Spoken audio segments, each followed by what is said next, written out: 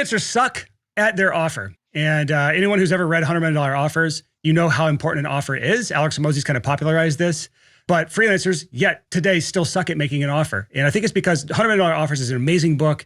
Alex Hormozi's a genius when it comes to crafting offers. But I think most freelancers get overwhelmed when they see something like that. And they say, how does this actually apply to me as a freelancer?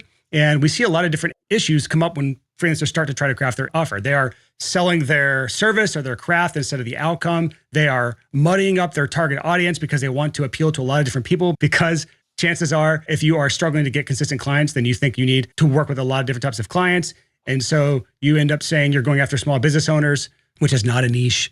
And we also see Franken-services, where you are putting together a lot of different services because if I sell more services to more people, I will make more money. These are all like common things you've heard me talk about before. But when it comes to like crafting an offer, if you don't get this stuff right, your entire business is going to suck. This is the foundation of everything. This is also why Alex Hormozi published $100 million offers as his first book, even though he wrote 2 other books first. The book he's about to put out, which I think is going to be called $100 Million Money Models, something like that. He hasn't actually told what the title is, but I think that's what it is. He wrote that first. Then he was like, oh, in order to actually do this, they need leads. So I'm going to write a $100 million lead. So he drafted that book as his second book. And then he's like, well, none of this matters if they don't have a good offer. So then he wrote and published $100 million offers first. And only years later did he publish these other 2 books. That's how important offers are. He delayed his books by multiple years. This is how important it is. The offer is everything. You're going to have low close rates if your offer sucks because it's too convoluted to sell. You're going to have feast or famine, ups and downs because of your lack of clarity that your clients have because your offers suck so bad and because you're generally known for absolutely nothing. If your best fit clients cannot easily repeat back who you help, the results you promise, how you deliver, you're probably doing this wrong. We have clients who come to us to help them get clients. That's what we do, is we help clients with client acquisition. It's meta, but you understand. They come to us and we don't even understand. We've worked with hundreds of freelancers at this point. We don't even understand what the hell they're doing, which is why they need to hire us in the first place. And if we can't understand it, there's no way your client understands it. So we're going to go through a 5-piece offer framework in this episode. It makes it super simple. It's the best starting place for crafting your offer. And if you can get this right, you will have more leads because you were actually known for something. Once you have those leads, you'll be able to easily filter those prospects or those potential clients because you will have a clear understanding of who's a good fit and who's a not. So you have fewer unqualified calls. You'll have streamlined operations because you're not trying to do a million different things for a million different people running around like a chicken with your head cut off. And you'll have more pricing power as a freelancer, meaning you can raise your rates because the value is so clear and so obvious what you deliver. And it's not hidden in a bunch of deliverables that the client doesn't understand or even care about. So if you're new here, if this is the first time you've ever been to the show, or if you're newish, hi, I'm Brian Hood. This is Six Figure Creative Podcast. This is a podcast for creative freelancers who are trying to earn more money from their creative skills without selling their soul. I bring influences from a lot of different areas. I've mentioned Alex Hormozi a couple of times. I have a background in software as a service. My background is even further back to that. It's music production. And we have a team of 10 people. We're hiring our 11th right now from all over the world with a lot of different backgrounds in order to bring their unique perspectives onto the show. Speaking of which, this is the first show I've had a guest on, called a guest, more of a co-host on, in for freaking ever. It was years probably since I've had a guest on here. I've just been doing solo shows. Mr. Stephen Hutson is on the show. This is one of our coaches at Six Figure Creative at Clients by Design. He's like, I call him my middle child because he's our 3rd of 5 coaches. So he has a freelance copywriting background. That's what he did for about a lot of years. He's actually was a freelance copywriter for us. We hired him as a freelancer to write copy for our email list. He was head of marketing for a 7-figure SaaS company. And he also worked closely with one of my favorite podcasters and marketers, Qasim Aslam, who, if you know who he was the co-host of Perpetual Traffic Podcast for a long time, which was, kind of where I learned my paid ad stuff. So welcome to the show, Mr. Stephen. Thank you very much. What a great intro. I'm super happy to be here. Yeah. So we're going to talk about offer crafting. So this is actually an episode you brought to me. You wanted to talk through because you've worked with probably the most clients of any coach in the program. Dan probably has the edge on me. I'm right there. I'm right close next to him. Yeah. You've seen really bad offers and you came with a really easy to do framework to help people kind of solidify what their offer is. And we're going to kind of talk through it on this episode. We're going to kind of do a deep dive on each element, but it's pretty straightforward. Just give an overview of like the 5 parts, what the 5 parts are, and we'll kind of talk through those. I'll let you kind of lead the show on this so I'm not talking this entire damn episode. Yeah, sure. This came out of, like you said, a lot of coaching of our clients and them coming to me over and over saying, here's what I do, and trying to find a way to help them get really, really clear on fixing their offers, because most of the time, I'd say 95% of every freelancer that comes in our doors, they don't really have an offer. It's all over the place. They've just been saying yes to everything that they have to say yes to because that's just what they've kind of been trained to do, or that's what they are used to doing. Or that's just what necessity brings because they have to pay the bills. Totally. Yeah, they have to. And that's how they start. And it just kind of grows organically, but they never stop to think, you know what? Okay, what's my actual offer? And they come to us because they want to be better at marketing. They want to get more mature. They want to kind of go to the next level with marketing. And that starts with this clearly defined offer. And in my entire marketing career, I've done a lot of offers, done a lot of like different courses and different products and all that stuff. All of them have, if we want to like boil it down, they have these 5 things.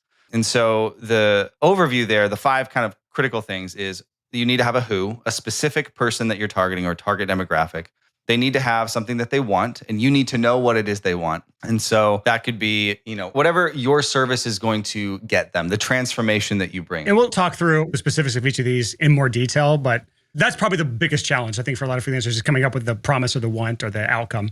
Yeah, absolutely. And then there's a problem keeping them from getting that want. Then there's your solution. So what is your specific solution to that problem? And then how are you delivering that solution? So is it a coaching program? Is it a service? All that kind of stuff. Yeah. And there's also different ways to frame your service. Like I love hybrid type things that are not just one thing, but they're a blend of things. And the cool thing about that, if you make a hybrid kind of delivery method, then you are not directly compared to anyone else because you are kind of the only one with that unique hybrid approach. So we'll talk through that a little bit as well, because I just have some stuff on my mind around that I've seen some clients do that's really cool. But I would say this, you said courses, products you've helped as a copywriter, but every single freelancer has these 5 elements, whether they think they do or not. You might have like 10 of each of these 5 elements, which means that's how complex your business is. But also literally any other product or service in the world has these 5 elements to some degree. At a certain level, you do have multiple kind of avatars you're going after, multiple types of like goals or promises or problems. Like it can get really complex as you get to higher levels. But I think a good way of looking at it, and I heard on a podcast this morning just saying like, the 111, until you're like at $1 million a year, you have one problem to one person for 1 million in revenue, something like that. And I think most freelancers are sub 1 million in revenue. So you can likely scale to 6 figures, multiple 6 figures with just one of each of these things. And again, we'll talk about the other side of this too, how to keep yourself from being bored, because that's the big thing that people push back on this. So let's talk through each element. So the first one is who. And we just kind of briefly touched on this. The biggest issue here is you want a single ideal client, preferably with purchasing power, someone with actual money or funds here, ideally. Talk to what you see with your clients when working through like trying to figure out who the who is. The most common problem is the who is everybody, the who is multiple people within a certain demographic, but it's just too broad. What you want to get to is the question I usually ask my clients is, does your client think of themselves in whatever term you just came up with? And we'll give an example here in a minute, but one of them was, he was going after like personal service providers. And that would be people like hair salons and massage parlors and barbershops and all of that kind of stuff. I'm like, no barber is walking around thinking I'm a personal service provider. Like they don't resonate with that. They don't connect with that. So you have to be so specific in who you're targeting so that when you make an ad, when you are talking to a room full of people or whatever, they hear it and they go, oh, that's me. He's talking about me right now. Yep. That's what you're looking for. And I think the litmus test for this is, do the people refer to themselves or think of themselves as this word or this phrase? And I think, sure, like I'm a small business owner, I guess. What is the actual definition of small business? It changes. If you go by the government, it's like anybody under 50 million or something like that. But that's what I'm getting at. It's like definition of small business owner. According to Google's AI, which is the thing that shows up first now in Google searches, a small business owner is someone who owns and operates a business, typically with fewer than 500 employees, which is like, sounds massive to me because I've got 10 employees and I'm like, man, that's cool. If you go to like Indeed says 500, entrepreneur.com says 500. Everyone says about 500 employees. Maybe that's the actual cutoff. And if that's the cutoff, then I can identify that, but so does someone at 400 employees. But do we really identify the same way to the same messaging? And if you're trying to target a small business owner with 10 employees versus one that has 400 employees, can you imagine the messaging difference, the problems that type of person has, just the complexity of business at 400 employees versus 10 versus 2? So I think the closer you can get, and this is something we'll talk about more later, but there's like the broad market, which is maybe small business owners. A more narrow market could be something like coaching businesses like mine, or you could go something like the beauty world. Then you go down to your actual niche. And that's the area we want to live here for this. For me, it's like a marketing coaching company. That's a little more niche or narrow. And there's a lot of those. Or in the skincare world or the beauty world, it could be like a skincare product or a small niche skincare product. It's a lot easier to sit down and map this stuff out if I'm talking to a specific client or a specific use case. Actually, talk about yourself as a copywriter. I had one thought as you were talking. You actually did this really, really well when you started this podcast, you started as the six-figure home studio, right? Yep. Now we're going after creative freelancers Yep. because that's the natural evolution. Yep. You have to start really specific, and then as your business grows and you actually succeed and you have an offer that's working, then you can start to expand, but you have to get really, really narrow first. So I feel like this podcast is a great example, and the coaching business is a good example of that. Like, you have the creative freelancer kind of umbrella, but if you just started there, you wouldn't have had the expertise, you wouldn't have built up all of the trust and the authority and all of that stuff that you were able to get because you started super, super small and very specific at the beginning. Yeah, just going back to my background, even before the podcast was the six-figure home studio, I was a small home recording studio, and I was recording heavy metal bands. And that was my who. It was like heavy metal artists. It wasn't bands. It wasn't all artists. It wasn't indie bands, independent bands, or unsigned artists. It was just metal bands. It was a mostly independent, actually, but there were some label bands I worked with. And I turned that into a multiple six-figure a year business out of my home, basically. Well, and for me, like as a copywriter, I have written copy for so many different types of businesses. I've done SaaS companies, I've done coaching companies, I've done course brands, I've written for influencers, plant-based and whatever. The reason I said that was there's a plant-based influencer I wrote for, and then a like homesteading, all about like nose to tail, that whole thing. If you know what that is, it's like using all parts of the animal. So it's like totally different things, but when I was freelancing, I knew that doesn't work. If I'm just saying yes to everything that comes in, I can't streamline my process. People get confused. Or even your portfolio is screwed because now you're talking about like snout to butt and all other like plant-based or vegans and like, oh, hell no. This guy, there's no way he could talk about this. So for me, I really focused on course creators. I had a great portfolio. I had a couple of really great case studies, really 3 that I could show to anybody in the course space, and they go, oh yeah, you know what you're doing. Great, I want to hire you. Those would sell that for me, but it's because I was so specific. Including like doing multiple six-figure launches as a copywriter, which is hard to do. Yeah. Yep. All right, cool. So that is the like first piece is who you do it for, a single person. And I'll just quickly address this just because we're planning to talk about some of these at the end, but it's just worth talking about now. Most people don't want to narrow on one who, but there's something I call niche stacking. You will not get anything to work really well if you try to focus on too many people at once. You are one person. You have only so much energy and limited bandwidth and limited power, limited marketing prowess. And so if you're trying to be all things for all people, that gets really convoluted very fast. But if you can just focus on one and you build that up, you can do what I call niche stacking. And that is, I'm getting this built. I'm known for this. I can do really well with this. And now I'm very interested in this other area. Or I got a really cool referral in this other area that I'm interested in that I'm going to go all in on and build a really cool case study on and then use that to build in that area. So now I have 2 niches that I'm working in. So between niche stacking and just normal referrals you get that are just all these other areas that are outside of your norm, you can still work with other shit that keeps it fresh, it keeps it fun, and maybe brings other areas that you can start to build up. It's not no forever. It's actually not even no for now. You can still say yes to everything. It is saying no to messaging all those other things for now. You're just trying to be laser focused with the who for now. And that's just for now. We can do it more later.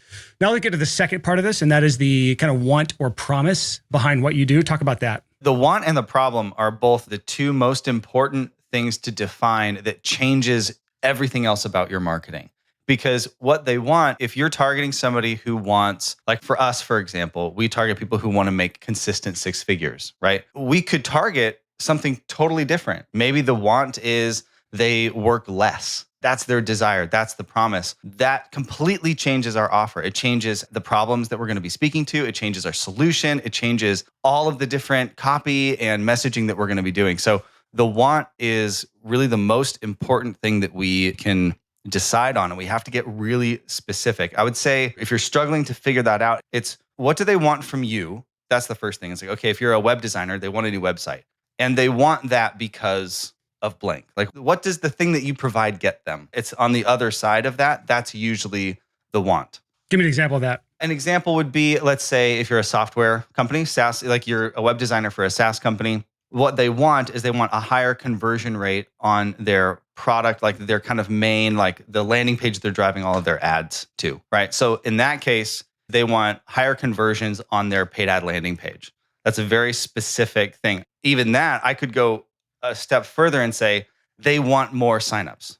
They want more trials. They want more new users, signing up for their software. So in this case, I would probably say what they want is more users. So I started with like an earlier thing, but then it's like, okay, but what does that thing get them? It's kind of like we talk about the 5 whys. It's like The 5 whys gets to the root cause or root problem or root desire. And really, you don't always need 5, but it's like they want a website. Why do they want the website? They want more trials. Cool. Why do they want more trials? Because they want more users. Why do they want more users? Because they need to make more money. Whatever. You can go way too deep and it gets way too like, why do they want more money? It's because they have a deficiency in their soul and they want to be the richest person in the world. And so they're going to burn all the bridges in order to get it. Like, God, no, we don't need to want to make their grandmother proud. Yeah. Why do they want to make their grandmother proud? Because they've been a loser their whole life. No, I don't know. Immigrated here. Yeah. Whatever it is, like we don't have to go that far, but you want to get to as close to the money as you can. Generally, as a freelancer, especially in the B2B space, the closer you get to the money in the why, the closer you can tie what you do to how they get an ROI. Want/promise. My litmus test is how close can you get to the money with your want/promise? And then can you state it in 10 words or less what it is you're actually offering? So it could be, I can help get more trials, which leads to more clients or customers or whatever, if it's the SaaS thing. They want, multi-6-figure product launches as a course creator, So your promise is that, and it might be an implied promise through your case studies. You're not going to say, I will give you a multi-6-figure, Yeah. And, for me, we have several examples of like this whole process together. Yeah. We'll really tie it all together at the end with this. For me, it's like, who am I targeting as a copywriter? I was targeting course creators. What do they want? They want more course sales. Easy, right? Yep. It's usually boring. That's also my thing. If it's like super fancy and all that, it's like, no, it's usually like the simple base thing that they want. That's 5 words. They want more course sales. Yeah, there you go. More money. Yep. So that we talked about who, we talked about the want or the promise of behind that. The third part of this framework is the problem. So what is the pain or the problem that holds them back from this? Talk through this, Stephen. Yeah. The problem is where there is so much creativity here. So to use my copywriter example, I'm targeting course creators. They want more course sales. There could be 20 different problems in their business, 20 different things that are holding them back from making more course sales. It could be that their ads aren't good. It could be that they need more organic traffic. It could be that their content isn't going as viral as it needs to go. It could be, in my case, that they're not getting the most out of their email list. They don't have automations in place. Their email is a mess. Everything's disorganized. So there's just this gold mine of their email list that they're just sitting on. They're not using it well. And so for me, I focused on that problem. I focused on your problem is that you're not making the most of your email list. And even within that, you could get more specific. This isn't a hard and fast thing. There are no like hard and set rules. Like you can get really specific or you could be a little more broad, but like you could get really specific. And I could say, it's your automations. It's your welcome sequence. I know freelance copywriters who they are just about welcome sequences. That is all they do for course creators. Because they're very important. Because I know myself, like we have 50,000 plus people on our email list, probably over 100,000 in the lifetime of the list. And just about every single one of them went through that welcome sequence or that nurture sequence at the beginning. So it's a high leverage thing. It's so important. And so this guy, like, course creators and coaches, that's his who. The want, they obviously want to increase their conversions. They want more customers. They want more sales. And the problem is the welcome sequence. And so he's just dialed in. That's so specific, and he's doing great. He's thriving because his offer is so clear. As soon as somebody else hears that a peer is needing help with their welcome sequence, they're going to send them to that guy. And it's super easy to make ads to call out because you're so specific. Yep. And even to add to that, you mentioned mailing list as another thing, like underutilized mailing list. That goes back to the who as well, when you're trying to get like laser targeted, like a course creator with an underutilized email list or course creators with a 50,000 person or more email list. Yeah. Because as a freelancer, especially a freelance copywriter in this world, the money's in the list, right? So the bigger the list, the bigger the money. And the bigger the money, the more you can charge as a freelancer. That's really close to the money when we talk about the want and the promise and the who. It's a good qualifier too, because if a course creator has figured out how to get 20,000 people on an email list, they've got a couple of basic things right. It kind of filters out a lot of bad fit clients just by default. And we're talking about copywriters right now, but every niche has something like this in it. Totally. We call it like a proxy to success. Like if they have this thing, they are a good client. If they don't have this thing, they're a bad client. And in some industries, it might just be, I talked about this before, but like in the BANT episode, back in episode 368, the secret BS detector for bad leads. In that episode, I talked through kind of the different proxies you have for what's a good lead or a bad lead. But a lot of these things in this 5-part framework can kind of tie into that. So go through this process first and then go back to BANT and think through how these things all tie together. Yeah. So that's the problem. This is the thing that blocks them from the promise of the thing they want. And I think the best way of looking at this, again, the litmus test here, is the pain urgent or expensive, or preferably both. I will speak to my music producers here for a second because that's my background. I know that's not necessarily B2B. And so it's not super close to money because a lot of it's passion project tied. And if you're doing labels, maybe it is closer to the money. But in this world, it's maybe not a monetary pain or problem or a monetary want or promise. But I've seen cases where it's even more powerful when it's not tied to money. Because if you look at the mercenary versus missionary, mercenaries, they just want money. But the first sign of challenge or pain, they'll just drop their weapons and run, in war. When you're working with clients who are mission-based, they're missionaries, they're mission-based. It's frankly much easier to market to those people because you're speaking to their mission and their desires and their goals around that. So when you're talking to really good musicians who their whole goal, their entire life is to put great music out into the world, build a fan base, whatever, they're more mission-based. It's not for the money or the fame, or maybe it is for the fame, but not for the money. That can still be an incredibly powerful thing to market to. So don't feel like you're limited in the B2C space just because you're not in the B2B space marketing for money. So let's move over to the next thing here, and that's the solution. So we've got who it is, what the want is or the desire or the promise is. Then we've got the problem, and now we're on to the solution. The solution is obviously what you're selling them. So talk through that. Yeah, I'd say the best way to think of this is it's your solution. For example, we have a client who he does really cool custom hand illustrated design, like branding design. It's super cool. It's super unique. If he were to define all of this and then his solution is like branding, I'll improve your brand, that falls flat. This is where you can, commoditized service. This is where you turn into a button seat. Yeah. And you blend in with everybody else. And why would anybody choose you over anybody else? So this is your chance to actually stand out. This is where it's also, I think, most important to really understand your client. You should be talking to your clients. You should be reading what they're saying on Reddit and forums and everywhere so that you can really understand what they're after so you can craft your solution to that. But for him, his solution is to do a custom hand illustrated, handmade brand design to stand out so that you're like really unique. You're not just blending in with all of this other generic branding, basically. So it's your specific solution that you've kind of identified. Because ideally, you're an expert at this, right? Ideally, you know this space, so you know what they need. So package it in a way that it solves their problem and it's from you. Yep. Litmus test here is kind of two things. One is clear before and after, but side litmus test that's even more powerful is it a unique before and after, or at least unique in the market? So if everyone else is selling one thing, maybe that's a before and after, you're selling another thing that is also desired, but unique. That again differentiates you from the market. So you're not another button a seat. You're not another commoditized offer. I can't just go on Fiverr and get this right now, which is what you don't want. You don't want to be lumped in with Fiverr freelancers. No offense to those people. I will help any of them, but that is the place where prices go to die, race to the bottom. And if you can be compared directly to those people, chances are your solution is not unique in any way, shape, or form. Yeah.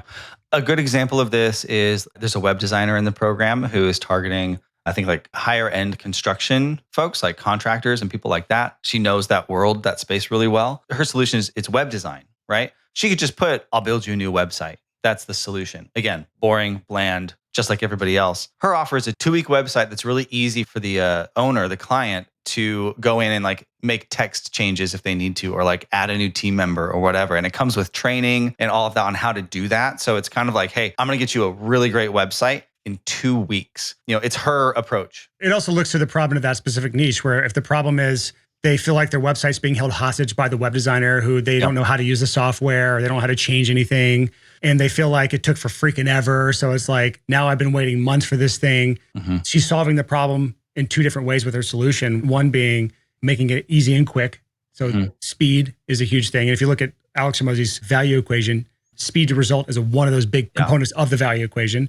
And then the second part being, you have full reign and full control over this once it's done. I'll train you how to use it so you can go in and change anything, take anything out, add anything without it being held hostage by your web designer. So that's a way of you making your solution unique to your ideal client. Yep, exactly. And she's able to do that because she knows her clients really well. She knows that world really well. So she knows, like, there's the big problem, which is that they want, their website is out of date. But then there's all of these other little problems that you just listed off that you have to understand when you're kind of crafting your solution. And you said, hey, you need to know your clients well. Obviously, you get to know your clients the more you work with them. And if you're new, it can be difficult. Then you said, hey, read Reddit, learn about your clients on Reddit. That can be hit or miss, and that's worth doing. However, if you look at something like ChatGPT, it's trained on like the entirety of Reddit. It can be a really good place to start the sort of research around solutions or problems or wants or promises. Like, just having a conversation with it. You don't have to be crazy with it, but just, I mean, I love talking. I have a podcast, 200, 300, I don't know how many episodes, 370 something episodes at this point. So I love just to turn the mic on and I just brain dump what I'm thinking into there. Convoluted as hell, doesn't matter. It understands everything that you're saying to them. It's actually the best voice to text of any software that's out there. ChatGPT's voice to text on there. And then you can brainstorm that way if you're a verbal processor like I am. If you're a written processor, maybe like Stephen, you're really good with talking and writing. So you're one of the rare ones, but maybe you're a written processor where you need to journal your thoughts or detail them out and write them all out in order to have them. Also a great place to do that. But it can be a good place for just basic customer research when you maybe don't have the customer or client to actually research in person. Yep. To add to that, I would say nothing beats talking to real people. And so do your best to just pick up the phone and start calling people. Is there anybody in your network that is even slightly connected to somebody who is in your ideal niche? See if you can talk to them. Be honest. You're not trying to like swindle them or like pretend you're better than you are. Be like, I really want to work with these people. So I'd love to hear just what your struggles are. You're coming not to sell them anything. You're just wanting to learn. Or you could just start calling people. I had a client start doing that. She wanted to work with architects and she has some connections in the architect space, but she was like, I'm just going to start calling people. So she just went on Google, just started looking up architects in her area. She just started calling people and I got 6 or 7 of these like client discovery calls where she was able to really like talk to real people, hear what they were saying, all of that. So there's no excuse. Either you have past people you've worked with, you've got ChatGPT who knows the entirety of everything on the internet, and then you've got real people who have their phone numbers online that you can call. Yep. So one of those 3 options, choose it. We give our clients who need it some questions and frameworks to go through with their past clients to do customer research. But again, anything's better than nothing. Just start with talking to them and asking them questions of things you're curious about. Last one on the list here, number 5 here on this list of like 5 things to go through is delivery method. So this is how you're actually delivering the thing that's giving them the solution that they want, that solves the problem that they have because you made a promise to them. This all goes, this is backwards now. So how are you actually delivering this now? This is probably the one that's least relevant on paper for freelancers, but I want to talk about this. So explain this first. Yeah, this is exactly what you just said. It's how are you delivering it? Is it a service? Are you a consultant? And so you're offering like coaching calls or consulting calls? Do you have some sort of like membership or mastermind people can join? It's the actual thing. Like, how are you getting it could be them this physical product, digital product. It could be a course. Yeah, it could be digital stuff. In our case, right, it's a coaching program, this like hybrid coaching program that we have. But we could just as easily be an agency. And we'll talk about how that offer would completely change. But the delivery method is just kind of that final piece. And it's also how you could have what's called like a value ladder of things. So, you know, a lot of people, like if you've got your core service, but somebody comes in, they can't afford it, you could have like a smaller kind of like entry level offer, right? So instead of, okay, there's the done for you service, which is what most freelancers are going to be, you could have like a paid audit, right? I did that for email marketing. People would be like, well, I don't really know about this. I'm like, well, how about this? You pay me this, I'll come in, I'll audit your email account and I'll give you everything. I'll tell you exactly what to do. And then you can then do that, or you can hire me to do it and I'll tell you how much it'll be for me to do it. You know, and so in that case, everything else is the same, but the delivery method is different. And so the pitch is different. The offer is different. How you talk about it is different. So that's the delivery method. Yep. And most freelancers are gonna be like, well, yeah, of course I do the done for you. It is a done for you service. And I'll push back because this is where hybrid can be really cool, really powerful. And I'll give a couple examples, just like one example, music production space, where obviously you're going to produce a band or produce an artist, then it's a done for you service.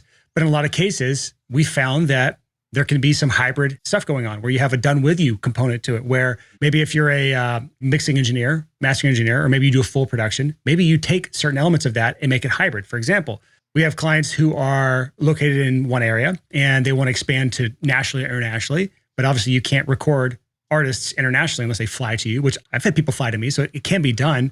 But in order to save costs, you can then offer remote production where you are either actually offering the service through the internet, which there's tools and things that allow for that, or in a lot of cases, clients want to learn how to produce music. So you do a hybrid done with you solution where you're teaching them the production elements, coaching them through it, doing it, actually not recording for them, but teaching them how to record and then reviewing their work. And then when the work's all done, then you're mixing and mastering it yourself. That's just one example of kind of a hybrid solution. There's a million permutations and combinations of that in that space, in other spaces. Actually, there's another one. I met this one in a co-working space. It was a web design company.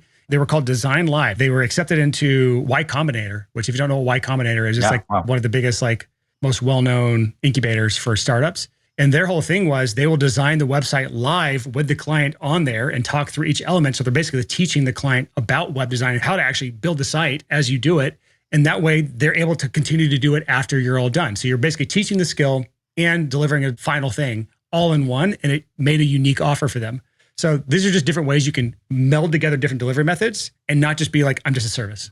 That's so cool. I love that. There's so much creativity that you can do here. I'll say too, though, that you want to have something that people actually want, right? That they're willing to pay for. I saw this all the time in the course space, and I see that with other freelancers too. They're like, should I make a course? I want passive income. And I'm like, no. That's I was going to say, please God, no, don't do that. Don't do that. That's not how that works, first off. But number two, my first question would be, is anybody asking for that? Is there an existing market for a course about the thing you want to make a course for? Okay, maybe there is. Great. Is there any evidence that anybody wants it from you? You have to make sure that whatever the delivery method is, whatever you're thinking of, that it is validated. That's the word, right? Product validation or validating the offer. And that could come from, if you have an email list, send out an email saying, hey, I'm thinking about offering something like this. Anybody interested? You could even try pre-selling it, right? I'm going to open up slots for this thing on this time. You get a founding offer. So it's discounted. And then that'll give you an idea of like, do people actually want this thing or not? There's a lot of ways you can look at it, but also just looking at your industry, how are people used to doing business? If you go too far outside of kind of the established norm, then people are going to look at you weird and they might just feel a little off about buying from you because you're like, that's not how we do business. So make sure your delivery method is kind of in line with expectations and it's something that people will pay for that method. You don't want to try to go down that passive income route. Like I was listening to a podcast this morning. I listen to Hormozy too much. I'm sorry. If I've named it, I probably named it too many times. Let me just comment on that really quick. I used to read books all the time, listen to podcasts all the time, do all this stuff. And then I found Hormozy stuff like 2021 when he first released $100 million offers. And I started following his stuff and he's made me the most money of any like person I followed. So like that's the person I probably listen the most, watch the most, consume the most, the person I've spent the most money on as far as coaching, consulting, like spending an entire day with him, like that kind of stuff. Yeah. So it's heavily influenced on what I do and what I teach and what I believe and what I think. So that's why I bring him up all the time. So you're like, shut up about Hormozy, Brian. That's why. It works. Yeah, it works. He was joking about people will spend hundreds of hours to make $100 in passive income, quote, passive income, when they could have just spent those hundreds of hours making tens of thousands of dollars as a service provider. That's just like a funny, like true thing. But to add to that, there is a point in your career where you are just maxed out as a freelancer. And if that's you. There's no question if that's you. And most of those people probably aren't listening to this podcast because we talk so much about marketing and client acquisition and less about kind of the next steps in your career once you hit that maxed out point. But if you're listening right now and you happen to be that maxed out freelancer, that could be a really good time to shift to the done with you or do it yourself model. And I think if you look at Made by James, he's been on this podcast before. He was on episode like 204, how to generate 1,000 inquiries per year as a logo designer with James Martin. That came out 2022, it was a long time ago. And he's since grown even more on Instagram, doing what he talked about on that episode. Actually, if you want to listen to that episode and then see where he's at now, a lot of what he talked about in that episode is what he continued to do and has been his success to this point. But he's shifted from just done for you to now he's doing a lot of do-it-yourself or done with you type stuff as a designer. And there's kind of two paths you can go with that. Maybe we'll have an episode of this more in the future. Path A is teaching people to do what you've done, which is what he's kind of done and what I've kind of done here. Like I teach the client acquisition side. He teaches the design side. Option two is teaching people to do it themselves. And I've seen that a lot as well, where it's like you're in a niche where people are a lot more DIY savvy. You're not working with business owners. Maybe you're working with smaller, more budget constrained people in your world. And that's a lot in the music space. And so you're teaching people how to self-produce, or you're teaching people how to take a skill and develop it so they can do it themselves versus hiring you for the thing. Both can work really well. Both can exponentially increase your income by like an order of magnitude because you're not tied to time in either of those instances. But I just wanted to talk on that really quick. It's tied to the delivery method, which is a huge part of this. Yep. So let's walk through some real examples of this. We'll do six-figure creative because this is the podcast you're listening to. And then we'll go through music production and some design ones because those are like two big niches we serve in the coaching program. But talk through six-figure creative's example. Yeah, six-figure creative is the who is creative freelancers. The want is a consistent six-figure year. The problem is that they have no control over their leads and client acquisition. So the solution, our solution, remember, it's not just like the generic solution. Our solution, in our professional opinion, is that you need to build a client acquisition machine. You could also call the solution as like a diagnosis. Yep. That might even be a slightly better term because it's you diagnosing what do you see is the solution to their problems. Oh, and to add to that, just the client acquisition machine element is because the machine is the holistic part. There's a lot of different parts that all go together to acquire clients. And it's not just marketing. That's the big misconception. It's not just marketing. Marketing is an element of a client acquisition machine, but there's so many other parts, offer being included, being one of those things that really matters when it comes to client acquisition, that all feeds into that, which is why that's our solution. Yep. So solution, build a client acquisition machine. And the delivery method is a hybrid coaching program. And so like I mentioned before, if you change any one of these things, we have a totally different offer. And not just a different offer, we have a different business completely. You change the delivery method from a hybrid coaching program to a full service agency. We could easily be a full service agency where we just do all this shit for you. It would be very expensive. It'd be very expensive for you. Right. And so that's why we're not doing that. Like we want to make it accessible. But I worked at an agency that basically was this, but for course creators. And we were a full service agency. We were expensive, but we did all of this stuff. Well, we could easily change it to a coaching program and that's its whole thing. So you can do that. Or if you wanted to change the problem, let's say instead of no control over leads and client acquisition, the problem is that you are falling short on your delivery, on your fulfillment. You're going over hours. So you've got like a back-end fulfillment problem.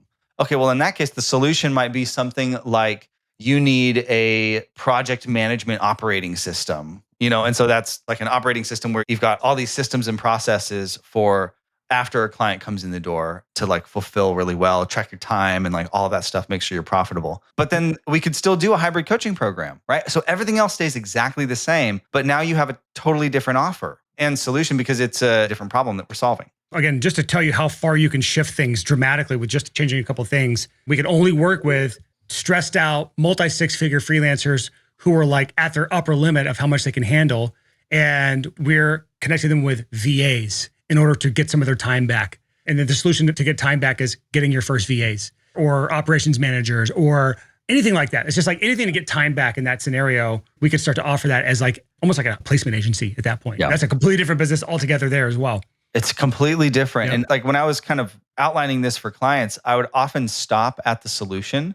Then I was like, no, the delivery method is really important too, because how are you solving the problem? What's your product? That matters too. So I've seen this consistently in so many different ways where even like a 1 degree shift on any of these, it's a totally different offer. That's why it's so important to define early on because it's going to influence the entire rest of your marketing. Let me give you a couple of music production examples because this is like our biggest audience, music producers, second is design. So we'll go biggest to second to biggest here. So let's talk about who. These are based off of clients that we have. So I'm not going to name names, but it's just worth mentioning that. So you know who you are. You probably know who you are. Who is like indie pop artists? Indie pop artists. That's a specific genre or subgenre. And that's generally how we want to do it. It's when you're niche down, it's because it's by genre in the music space. The want that they have is a polished professional sounding track that gets playlisted and grows their fan base. That's like the general desire that most artists have or musicians have. The problem is their current DIY recordings sound flat, shitty, amateur. They don't compete sonically. They don't compare well to the pro sounds out there. So if they hear a song on TikTok or on Spotify or somewhere, it just falls flat compared to those. Solution is a full production package that takes their rough, what I call shitty poop demo, the song that they just mapped out on the phone, on like their little funny app, and turns it into a full ready release track that holds up against major label productions. And the delivery method in this case is remote production and mixing services. And that includes basically creative direction on the song and the structure and the style, the vocal production, the mixing, the mastering, all done via online collaboration in this specific person's case. I like to sum it down to one sentence because if you can deliver it in one sentence, it's like the elevator pitch. You don't really use this anywhere, but it helps you clarify everything. And if you can clarify everything, it helps everything else that you're doing. I help indie pop artists turn rough demos into radio quality singles that get playlisted and grow their audience, all without stepping into a studio. So that's example one. Example two, this one it's not based on a client. This is more based on if I change one thing, how does it change everything else? Yep. Just so you kind of have an idea of that. Same indie pop artist. That's the who. The want is a polished professional sounding track that gets playlisted and grows their fan base. So the want is the same. The problem is what changes here. Instead of the current DIY recordings sound bad, the current problem for this specific avatar is they keep getting stuck writing and production process. They're unable to finish songs. They get in these writer slumps or they finish songs they're unhappy with. They can't get a song they're happy with. So the solution has to change because that's the different problem in this case. So the solution is a structured co-writing and production process that helps them complete and release full songs. So this is actually loosely based on a client we have. It's not an indie pop, but he does this exact problem with clients and he sells it on a monthly retainer in this case. So delivery method is remote creative coaching plus collaborative production sessions over Zoom or DAW sync. In his specific case, he does it on a monthly retainer. So he builds up recurring income with these clients to help them get a bunch of songs together until they have one worth investing money into. And so the one sentence for this, I help indie pop artists finally finish and release their songs by guiding them through a structured co-writing and remote production process. So that's the music production examples. Anything you want to add to those two things, Mr. Stephen? No, it's so cool to see because, like you said, it's the exact same who, exact same want. We've got a lot of music people in our program, right? And so some people might think like, how's it going to work for me when there's all these other people that you're doing this for in the program? It's like, well, because you're different, right? You're different. You have a set of experiences. You have a particular set of skills, if you will. Yep. And so you want to bring that to the offer here. And this is kind of like a way to see how that might shift. So you've got one guy who's way stronger in the writing and the production. Okay, great. Then let's create a focused offer around the writing and production. Yep. There are people out there who need that. They're stuck there. And what's nice too is that they're even further on in the process than somebody who just needs help with the production side. So if you also do music production, but you've got an offer about the writing and production process, then that means you're getting in with them early. Yep. And so then if you help them solve that problem, they're going to love you forever and they're going to want to do everything else that you have. And you've essentially created the product that you are selling out of thin air. You're selling production for songs that you help them write. Yep. You want a fun fact? We're going to move into design now, but you want to hear a fun fact about the music side of things, Stephen? Yes, of course, always. Our clients are coming up on 10 Grammys in this program. Woo! Up to 10 Grammys in this program with clients we work with. Whoa, 10. We have someone else that's almost on the edge. We'll see if we get him over the edge. Almost on the edge. He's got 5 Grammys coming in. We'll see. That's amazing. That's amazing. Cool. So we'll need to change the name of the program to be like Grammy award winning. I don't know. Something about Grammys. Grammys by design. Grammys by design. Perfect. All right. Next one is design. I'll help you walk through this one, man. So I already mentioned this guy. He's the barbershop guy. So he's a brand designer. So his who is independent barbers or like small barbershop owners. So they have probably like 1 to 3 chairs. They're relying right now on walk-ins and referrals and Instagram, all that kind of jazz. What do they want? They want a fully booked calendar. They want their seats full, right? With loyal people who are coming back and they're spreading the word and all that stuff. The problem is they don't stand out at all. Their visual brand looks like everything else in the area. And this is really common for barbershops. It's DIY. They're like cousin's son, makes them a logo or something. Or they just got some cheap AI logo. Yeah. Now like AI logo, because in their mind, it's not super important. It's all about my skill as a barber. When they come in and experience my thing, like they'll come back forever. But that's a problem if nobody ever comes in. So yeah, it really matters because of the built-in traffic that barbers get with like Google listings and SEO and all of that. Like they have to stand out. So I have a barber I've worked with for years.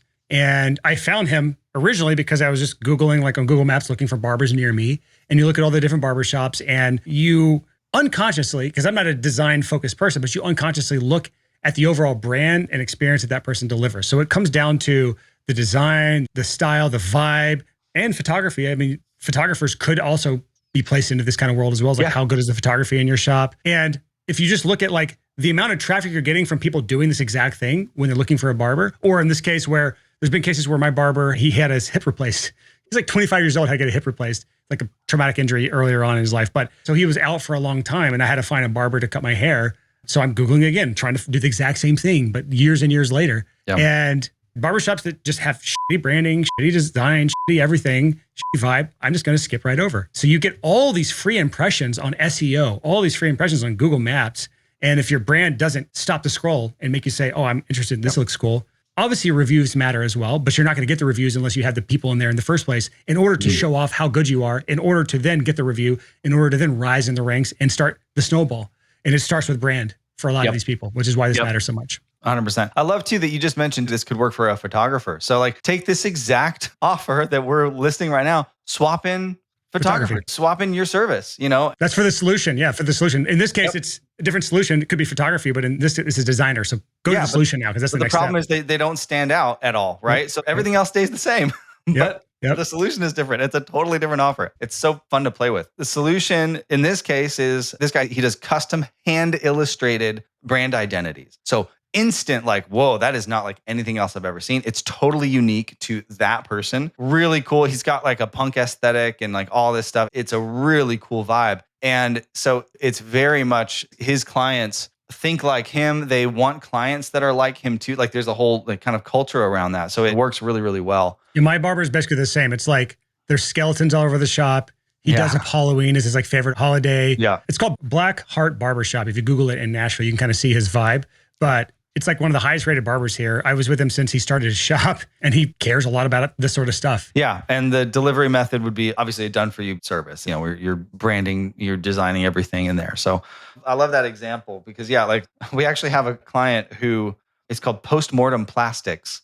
Yep. And he makes these like, I guess what is it, like 3D printing or like polymer plastic based, like small charms. So like at the end of keychains or knives, like he works with like the everyday carry crowd a lot, like creating like stuff like that. Even like little tchotchkes for events to give away in bags. Yeah. Like brand bags, like swag bags in events. Yeah. But it's with this like dark kind of like, you know, morbid kind of punk vibe. Most of his stuff does. So there's like all, you know, there's like daggers and skulls and like hearts and all that kind of stuff. But like you could do that here, right? You could say like, hey, if you want even this type of brand identity, if you want this kind of aesthetic, I'll do that for you. Same with Made by James. I mentioned Made by James before. He kind of has that same similar kind of aesthetic.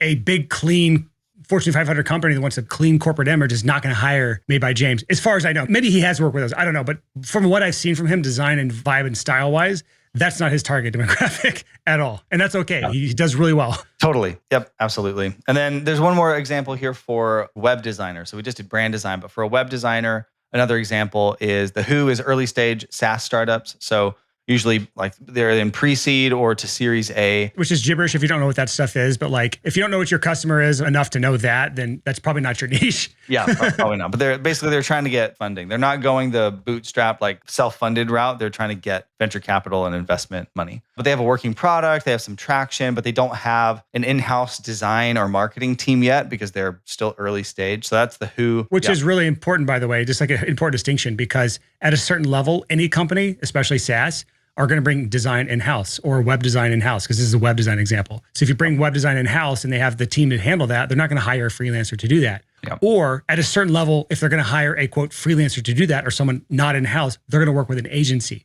So there is a sweet spot as a solo freelancer where you can still reach the business, and you got to know what that is for you. Are they actually attainable for you as a freelancer? Or do you just have those big names in your portfolio because you worked in an agency where you got subcontracted work, but you have no way of actually getting those big clients yourself? This is a really important thing of who you're actually targeting. Yeah, absolutely.